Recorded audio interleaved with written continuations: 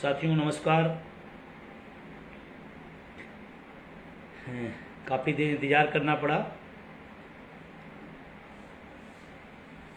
आप लोगों को।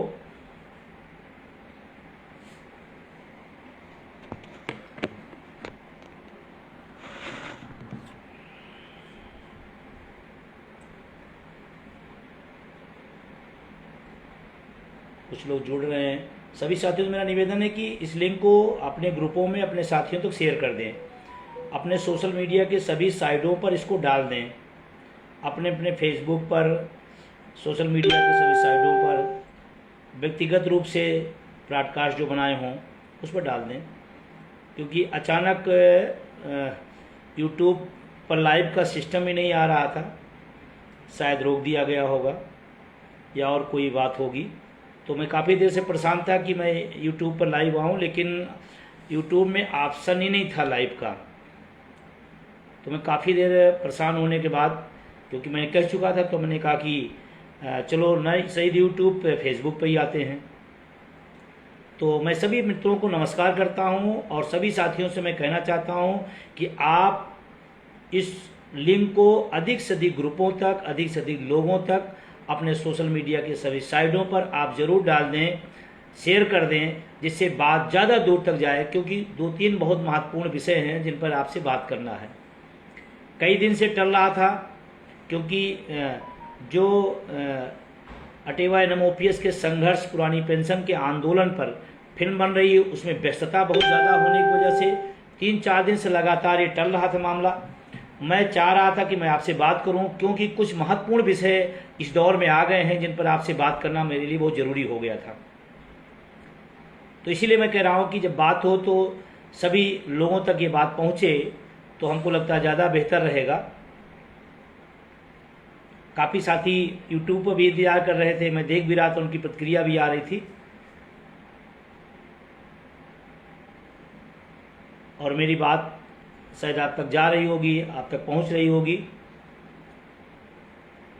अभी एक पूरे देश में एक बड़ी चर्चा है और मुझे लगा कि आपसे बात करना उस विषय ज़रूरी है। NPS में सुधार किया जाएगा, संशोधन किया जाएगा, 50% पता नहीं किसका किया जाएगा, आंध्रा मॉडल पता नहीं कौन सा है उसको लागू किया जाएगा। अरे आंध्रा मॉडल जिसकी लागू करने की बात कर रहे हैं, पूरा आंध्रा मॉडल लाने वाला ही फेल हो गया। आंध्र प्रदेश की सरकार पिछली बार पुरानी पेंशन बहाली को लेकर के सरकार बनाई थी। वहां पर कर्मचारियों ने आंध्र प्रदेश में जगन रेड्डी साहब को बहुत बड़ा समर्थन दिया और प्रचंड बहुमत से आए, इस वादे के साथ आए थे कि हम पुरानी पेंशन लागू करेंगे। और जब सत्ता में प्रचंड बहुमत में आ गए तो फिर वो पुरानी पेंशन भूल गए, फिर NPS में झुंझुना पकड़ाने लगे और आंध्रा की जनता ने अब की उनको खुद झुंझुना पकड़ा के वापस कर दिया। तो आंध्रा मॉडल फेल हो गया है, आंध्रा मॉडल हार गया है, आंध्रा मॉडल लाने वाला व्यक्ति सत्ता से बाहर हो गया है और जो मॉडल जिसने लाया वही बाहर हो गया, तो उस मॉडल की कोई चर्चा नहीं। अभी केंद्र सरकार ने भी NPS में सुधार के लिए, मैं बहुत बेबाकी से कहना चाहता हूँ, केंद्र सरकार ने जो कमेटी बनाई है OPS के लिए नहीं बनाई, इस बात को समझिएगा आप लोग। NPS में सुधार के लिए एक कमेटी बनाई गई, चुनाव पूरा निकल गया, रिपोर्ट आई नहीं। अब जब थोड़ा वोट की चोट का असर पड़ा है तो उस कमेटी की बड़ी चर्चा है और कमेटी की तरफ से जो निकल के आ रही है, मीडिया से जो खबरें निकल के आ रही हैं, उसमें हो रहा है कि आंध्रा मॉडल लागू किया जाएगा, आंध्रा मॉडल लाया जाएगा, केंद्र सरकार भी आंध्रा मॉडल स्वीकार करेगी। अरे भाई, आंध्रा मॉडल है क्या? आंध्रा मॉडल है NPS के अंदर NPS। वो तो NPS से भी ज्यादा खतरनाक है, मैं बता रहा हूं आपको, पढ़िएगा, अध्ययन करिएगा। 33 साल नौकरी के बाद उस व्यवस्था में आपको वो झुंझुना मिलेगा। बहुत सारे लोगों की 33 साल की नौकरी नहीं होगी, वो क्या करेंगे? फिर उसमें टर्म एंड कंडीशन, फिर ये फिर वो और जो ये वो लाए थे वो बाहर हो गए। और मैं बहुत साफ गोई से कहना चाहता हूं, हमें कोई संशोधन नहीं चाहिए। आप मेरी आवाज को रोक लेंगे, आप हमारे सोशल प्लेटफॉर्म को रोक देंगे, आप हमारे यूट्यूब को आप लाइव सेक्शन से हटा देंगे, इससे बात नहीं रुकेगी। बात निकल चुकी है, करोड़ों लोगों तक बात जा चुकी है, करोड़ों परिवारों तक इस लड़ाई को पहुंचा चुका हूं। ये लड़ाई आगे बढ़ेगी, आपके रोक लेने से नहीं रुकने वाला मामला है। तो मैं अभी भी नई सरकार बनी है, मैं उसको बधाई देना चाहता हूं, माननीय प्रधानमंत्री जी को बधाई देना चाहता हूं। पहला भाषण उन्होंने कर्मचारियों के महत्व को, उनकी गरिमा को, उनके क्षमता को लेकर दिया उन्होंने, मैं उसके लिए धन्यवाद भी दिया था, फिर दे रहा हूं। लेकिन सिर्फ भाषण से पेट नहीं भरते हैं। अगर कर्मचारी आपको लगता है इस देश के विकास में योगदान है, अगर लगता है प्रधानमंत्री जी कि उसका भी कुछ रोल है आपकी बनाई योजनाओं को गांव-गांव घर-घर पहुंचाने का, तो उसका एक हक है। पिछले कई वर्षों से लगातार देश मांग कर रहा है पुरानी पेंशन का।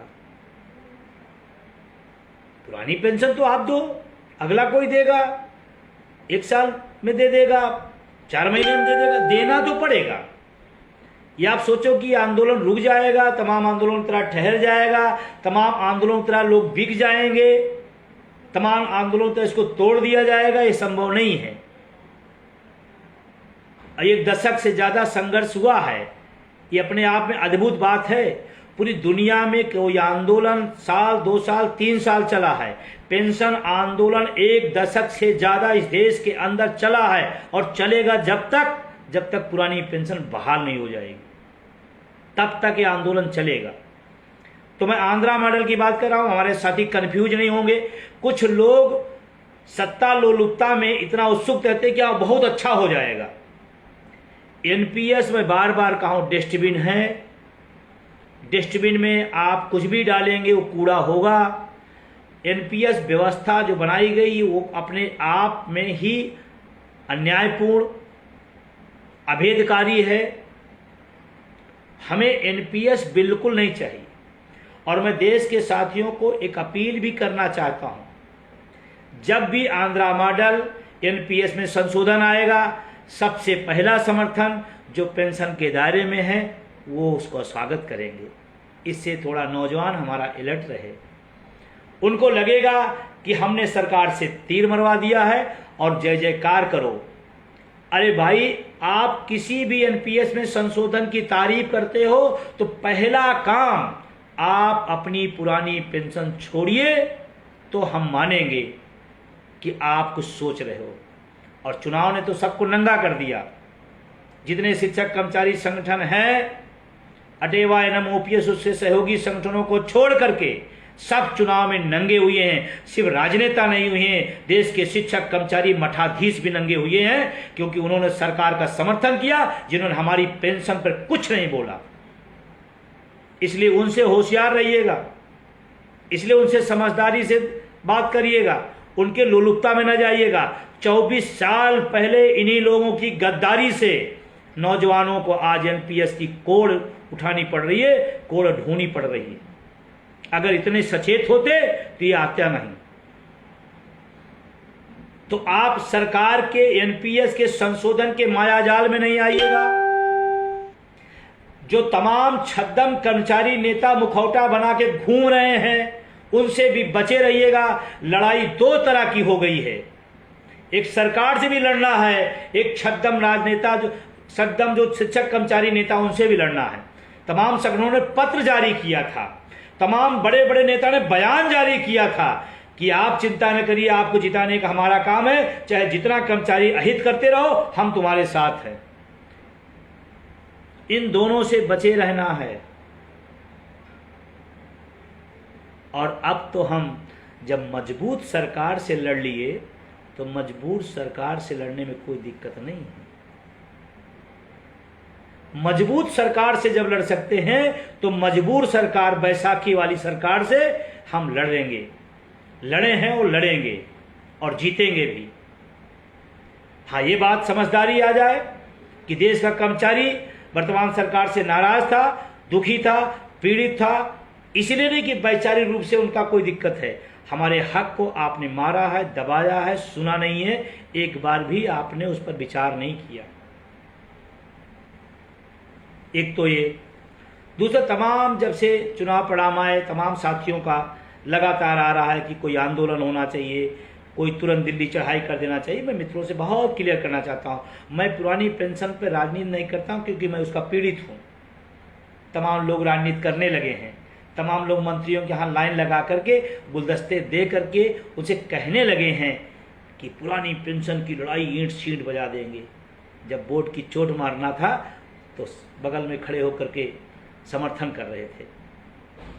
थोड़ा सा अलर्ट होना होगा, और ख़ास करके मैं फिर कहना चाहता हूँ, आप किसी संगठन में हैं, आप किसी गुट में हैं तो अलर्ट हो जाइए। जो संगठन, जो नेतृत्व आपके बुढ़ापे की लाठी पर साथ नहीं दे सकता है, आप पदों की लालसा में अपने बुढ़ापे को बर्बाद मत करो। अब वक्त आ गया है कि उन संगठनों को आंख से आंख मिला के नौजवान एनपीएस वाला पूछे कि आप चुनाव में कहां थे, हमारे मुद्दे को आप सोशल मीडिया पे कहां लिखा, आपने कितनी बातें रखी, आप दिखाओ। और अगर आपका नेतृत्व, आपका संगठन पुरानी पेंशन की बात करने से नजर चुराता है तो आप भी उस संगठनों से नजर चुराने का काम करना पड़ेगा, नहीं बुढ़ापा आपका बर्बाद होगा। मैं अलर्ट कर रहा हूं आपको, सभी लोगों को, और मैं तमाम जो अपने समाज साथी हैं, मैं सबसे कहना चाहता हूं, जाओ कार्यालय कार्यालय, स्कूल स्कूल, कैंपस कैंपस जाओ, ये बात बताओ कि जो संगठन, जो नेतृत्व करता ओपीएस के आंख मूंदता है, उस संगठनों से आप भी, अब वक्त आ गया है, एनपीएस के साथियों जागिए, आप भी अपने मुद्दे पर आ जाइए। आपका नेतृत्व करने वाला ओपीएस में होगा, वो आपको रास्ता बताएगा। नहीं नहीं, मैं लड़ रहा हूं, मैं कर रहा हूं, मैं लिखा हूं, मैं पत्र लिखा हूं, सब धोखेबाजी है। आपके मुद्दे को अगर वो छोड़ सकता है तो आप संगठन को भी छोड़ने की हिम्मत दिखानी पड़ेगी, तब बात बनेगी। ये बात बहुत महत्वपूर्ण है, आज कह रहा हूँ। अभी तक मैंने नहीं कहा, लेकिन इस चुनाव में मैंने देखा है मुखौटे, इसलिए मैं कह रहा हूँ, जो हमारे बुढ़ापे की लाठी के साथ नहीं है, हम पदों की लालसा में उस संगठन से हमको नहीं रहना चाहिए। और जाइए घर घर, कार्यालय कॉलेज स्कूल, समझाइए इस बात को कि चुनाव के समय आपका नेतृत्व, आपका संगठन क्या कर रहा था, क्यों नहीं एक पोस्ट डाल पड़ा वोट फॉर ओपीएस का। चेक कर लीजिएगा अपने अपने नेताओं का, वोट फॉर ओपीएस का अभियान का कितने लोगों ने अपने पोस्टों पर डाला सोशल मीडिया पर। ठीक है, सरकार हमारे नहीं दे रही है, सरकार से हम लड़ेंगे, लेकिन जिसके लिए आप बने हो आप भी नहीं बात कर रहे हो, ये बड़ा सवाल है। और रही बात, एक जल्दी तैयारी करें, तमाम लोगों का आ रहा है दिल्ली चढ़ाई करिए, जल्दी एक बड़ा कार्यक्रम करिए, करेंगे। और आप जानते हैं अटेवा एनएम ओपीएस, उनके सहयोगी लोग जब करते हैं तो इतिहास रचते हैं, इतिहास रचते हैं। हमने, आप सब ने, भारत नहीं पूरी दुनिया का ट्रेड यूनियन की इतिहास आपने तोड़ा है, आपके अपने नाम किया है 1 अक्टूबर की रैली में। होगा, उससे भी बड़ा होगा, लेकिन प्लानिंग के तहत होगा। अभी अभी नई नवेली सरकार बनी है, अभी मैं निवेदन प्रत्यावेदन करूंगा, अभी मैं प्रधानमंत्री जी को पत्र लिखने वाला हूं। मैं लिखने वाला हूं देश के सभी उन माननीय सांसदों को जो देश की सब बड़ी पंचायत में गए हैं, हम जानना चाहते हैं हमारे मुद्दे पर उनका क्या व्यू है, उनको भी एक पत्र लिखने वाला हूं। 543 सांसदों को पत्र लिखा जाएगा, प्रधानमंत्री को पत्र लिखना जाएगा, निवेदन किया जाएगा, आग्रह किया जाएगा कि अभी मेरी बात सुन लीजिए। नहीं सुना जाएगा तो पहले भी लड़ा है और आगे भी लड़ेंगे, लेकिन पेंशन नहीं छोड़ेंगे। सरकारें छूट जाए, नेता छूट जाए, विचारधारा छूट जाए, पेंशन नहीं छूटेगी। ध्यान रखना इस बात पर। तो अभी कार्यकारिणी की बैठक होगी, आगे की रणनीति बताएंगे, आगे की रणनीति बनाएंगे और ठोस रणनीति बनेगी। अब की और तरीके अपनाए जाएंगे। और मैं आपसे बताना चाहता हूँ, इसी 18वीं संसद में, 18वीं संसद जो गठित हुई है, इसी में पेंशन का ऐतिहासिक फैसले के रास्ता बनाया जाएगा। इसी में 18वीं लोकसभा के इस सदन में ही ओपीएस का रास्ता निकलेगा। कौन प्रधानमंत्री बन जाता है, कौन हट जाएगा, कौन सरकार आएगी, कौन जाएगी, वो विषय उनका है।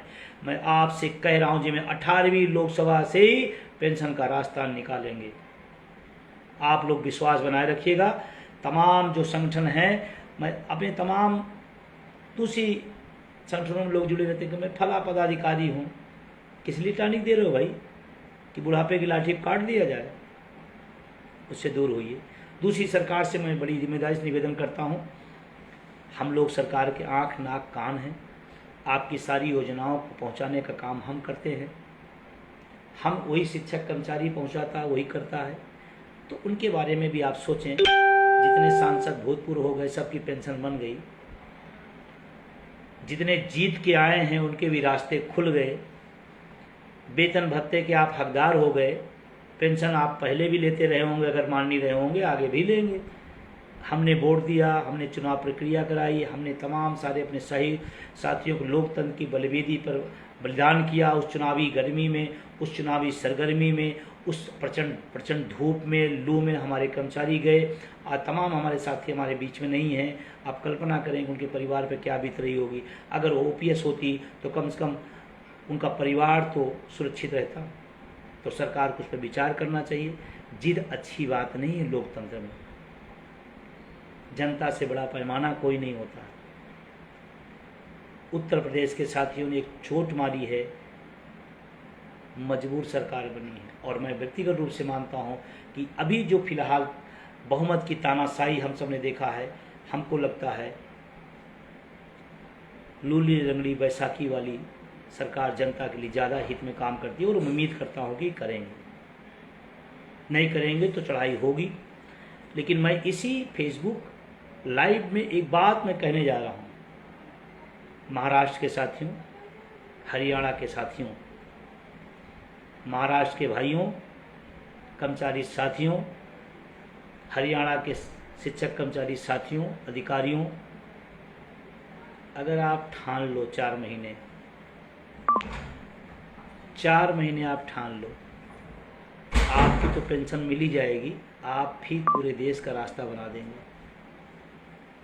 MP, राजस्थान, छत्तीसगढ़ के लोगों ने चूका था, आज उनकी पेंशन पे खतरा है, मिलकर भी खतरे में हैं। अगर वो रास्ता दिए होते तो आज पूरे देश का रास्ता बन जाता। चलिए, क्यों हुआ, कैसे हुआ, वो बात का विषय है।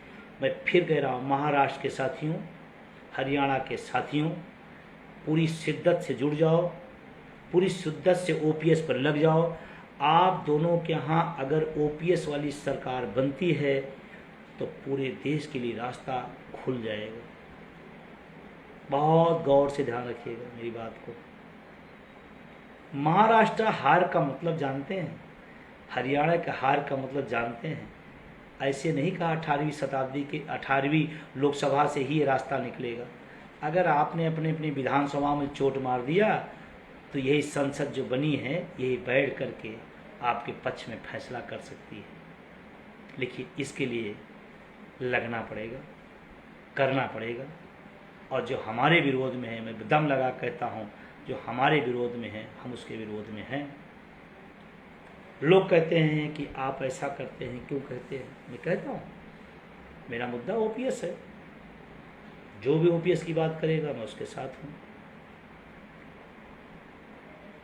और बहुत जल्द ही आपको कुछ आगामी कार्यक्रम, हरियाणा में तो कार्यक्रम घोषित कर दिया धारीवाल जी ने, महाराष्ट्र के लोगों से भी जल्दी ही बातचीत होकर के वहाँ भी हितेश जी के नेतृत्व में बहुत ही शानदार पहले भी प्रदर्शन हुए हैं, बड़े बड़े प्रदर्शन हुए हैं, आगे भी होगा।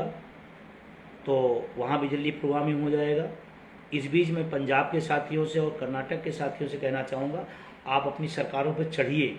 सरकार किसी को मुझे मतलब नहीं किस दल का है उसे नहीं, हमारा मुद्दा महत्वपूर्ण है। अगर पंजाब में आम आदमी पार्टी कैबिनेट में लाकर जियो नहीं लाएगी तो उसके खिलाफ है। कर्नाटक में कांग्रेस कह करके अगर नहीं देगी तो हम उसके खिलाफ हैं, उससे लड़ेंगे।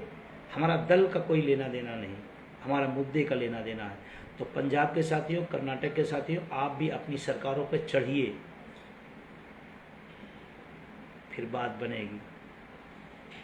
आगे का रास्ता उन्हीं दो वर्तमान सरकारों को से ले लेने का, और 2 सरकार जो देने वाली नहीं उससे उसको हटा देने से ओपीएस आ जाएगी और देश का रास्ता बन जाएगा। मैंने 2 बातें कही। एक तो आपको एक आंध्रा मॉडल बिल्कुल कंफ्यूज न होइएगा, ये एनपीएस से भी खतरनाक है, पढ़ लीजिएगा। एनपीएस आंध्रा मॉडल हमें नहीं चाहिए, हमें चाहिए हूबहू ओपीएस। एक बात।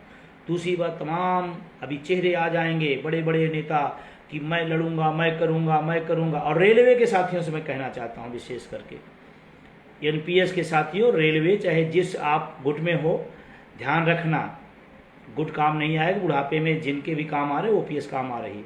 तो अगर आपका नेतृत्व करने वाला व्यक्ति ओपीएस के लिए गोलमोल कर रहा है, लड़ाई लड़ नहीं रहा है, तो आप भी कहिए नमस्कार, अयोध्या में राम मंदिर बना है, वहाँ जाइए, दर्शन करिए, हवन पूजन करिए, नौजवानों को अपने हक लड़ने दीजिए, उसमें गोलमोल ना करिए। रेलवे के साथियों जाग जाइए, वो जो गुटों के चक्कर में आप फंसे हैं, ये वो फलान ढिमाका सब बंद करिए। एक ही गुट है, कोई गुट नहीं, ओपीएस गुट, ओपीएस गुट है। ओपीएस के लिए जिनको चाहिए एक साथ अटेवाय नम ओपीएस सहयोगियों के साथ खड़े होना पड़ेगा। और मैं आपसे जिम्मेदारी से कह रहा हूँ, रेल के साथी एनएम ओपीएस के साथ खड़े हो जाइए। एनएम ओपीएस आने वाले टाइम में वो प्लानिंग करेगा कि इस देश की सरकार भी देखेगी, और अब तो मजबूर सरकार है, अब तो सदन के अंदर भी ताकत है, सदन के बाहर भी ताकत लगाना है, चाहे अंदर लगाना पड़े चाहे बाहर लगाना पड़े, कैसे भी लगाना पड़े, ओपीएस लेना है।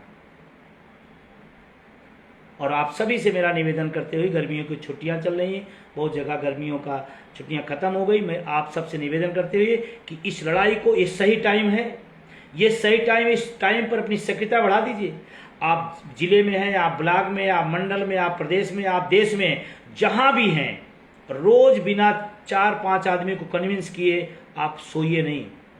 ये सबकी जिम्मेदारी है, सिर्फ अकेले मेरी नहीं है, या हमारे राष्ट्रीय पदाधिकारी या प्रदेश पदाधिकारी सबकी नहीं है, उन सबके जिम्मेदारी बड़ी है। लेकिन आप सबकी भी जिम्मेदारी है कि आप भी 5-5 आदमी को रोज इस आंदोलन में जोड़ें, कन्विंस करें। सही टाइम है, मैं बता रहा हूं, इसी टाइम पे अपनी सक्रियता बढ़ा दीजिए, और जो जहां जिम्मेदारी पे है उस जिम्मेदारी को अच्छे से निभाइए। ब्लॉक है तो ब्लॉक नंबर 1 हो, जिले में है तो जिला नंबर 1 करिए, संगठन के काम पे थोड़ा समय दीजिए, संगठन के काम को थोड़ा बढ़ाइए, संगठन में सक्रियता लाइए। ये सही मौका है, चोट करिए, ओपीएस लाइए। और कहा जाता है ना, जो ना करे अगर उसी से हाँ करवा लिया जाए, असली सिकंदर वही है। तो जिन महापुरुषों ने ना किया है, थोड़ी सक्रियता बढ़ा दीजिए, उन्हीं से हाँ हो जाएगा। और नहीं होगा तो ओपीएस दे के विदा किया जाएगा। राजनीतिक परिस्थितियां देश की बदली हुई हैं, और तमाम सरकार के सहयोगी संगठनों से मैं अपील करना चाहता हूं, एक अच्छा मौका मिला है आपको कि आप सरकार के सहयोगी हैं, चढ़िए, लड़िए, जनता में मैसेज डालिए कि हम सरकार में जरूर हैं, लेकिन जनता के मुद्दों पर जनता के साथ हैं। तमाम सहयोगी लोग हैं, उन सहयोगियों से मेरी अपील है सरकार के कि मौका अच्छा है,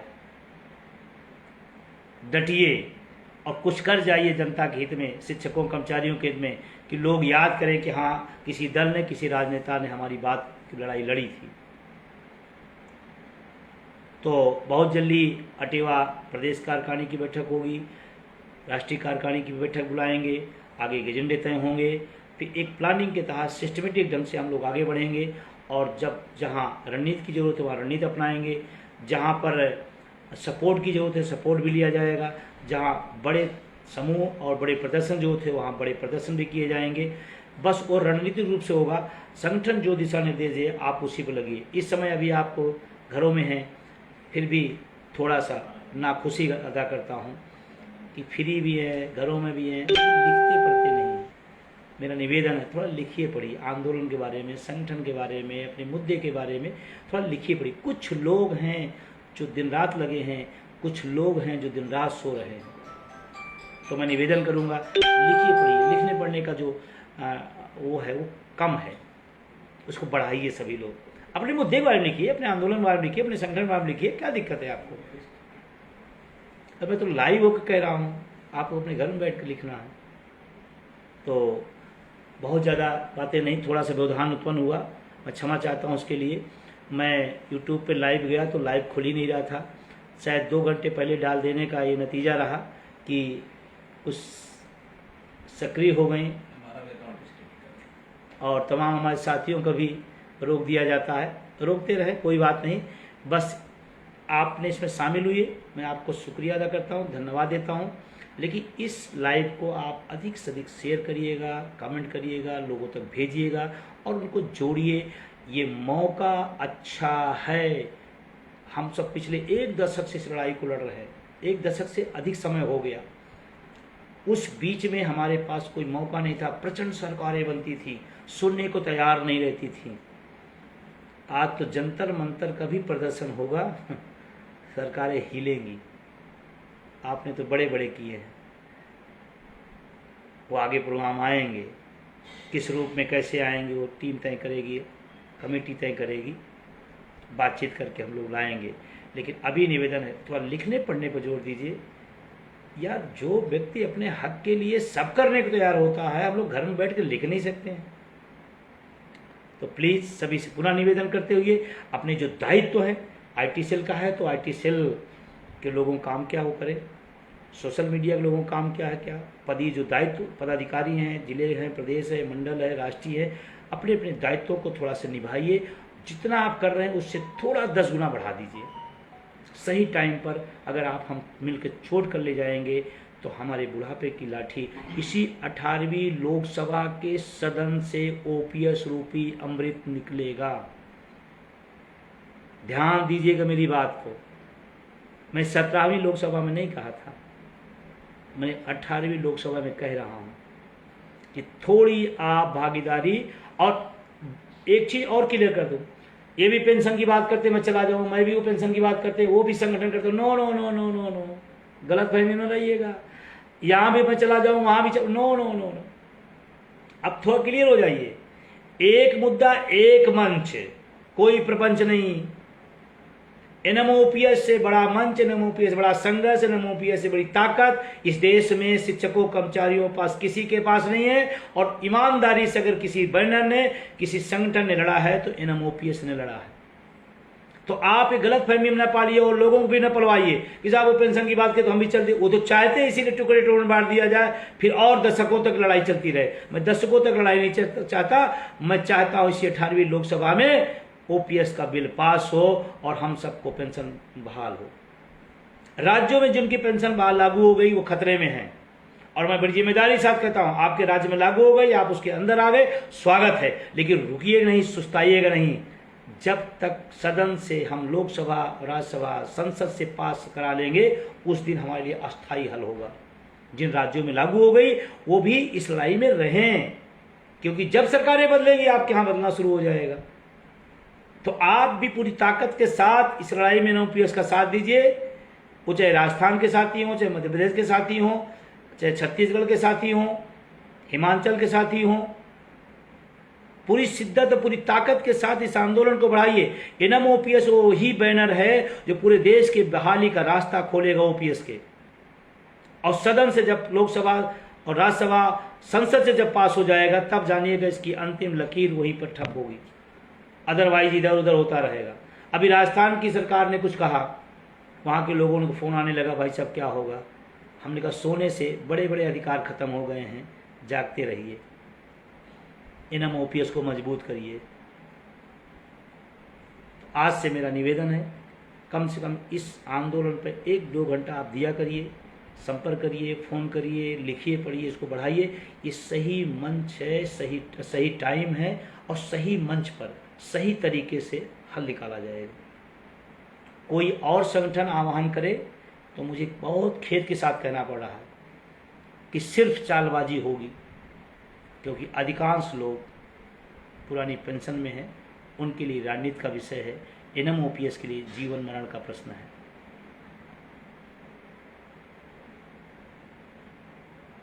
बहुत सारे साथियों को लगातार कमेंट आ रहा है, रेलवे के साथियों का भी कमेंट आ रहा है, उन्हें धन्यवाद देना चाहता हूँ। मैं रेलवे के खास करके साथियों से कहना चाहता हूँ, अब वक्त आ गया है कि संगठनों को, अगर आपके मुद्दे को नज़रअंदाज करते हैं तो आप भी पद क्या करोगे लेकर के? बुढ़ापे में पेंशन नहीं मिली, पद लेके घूमो आप, पद लेके क्या करोगे आप कि मैं फला पदाधिकारी हूँ?